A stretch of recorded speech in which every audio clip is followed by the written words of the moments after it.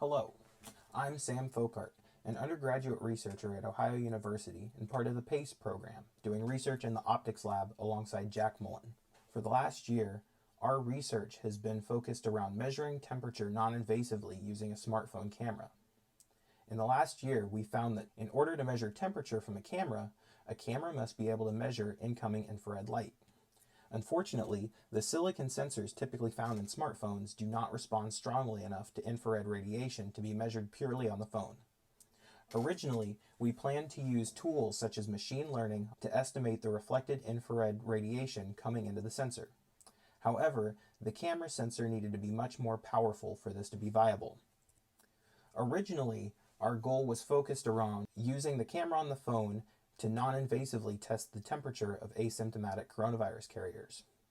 We've decided that the path forward for our research would be to create an infrared camera attachment for the phone instead of trying to estimate the infrared spectrum from the built-in sensor.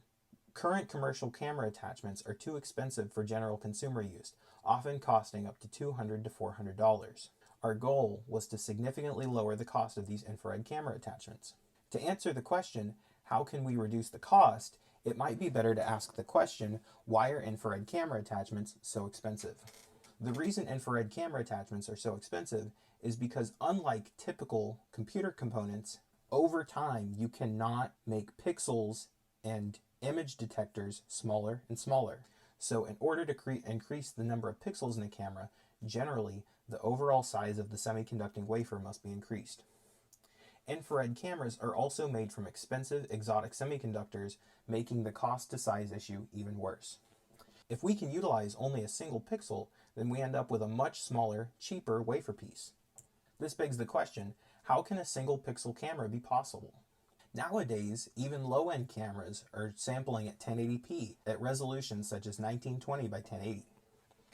Single pixel cameras can use movable micromirrors to achieve more than just one sample, however. The compressive sensing procedure is similar to image compression techniques such as JPEG. Essentially, the camera assumes that we live in a naturally compressed world. In using this knowledge, we can use the camera to position the mirrors optimally to decompress the image in a brief amount of time. So, to wrap up, the cost can be lowered by using a more mechanically and computationally complex system compared to a static system. Research towards a single pixel camera attachment would further the field of thermography by making portable equipment cheaper and easier to use. An implementation of a single pixel camera would also further the fields of data science, optics, and optimization by strongly linking the fields together. Thank you.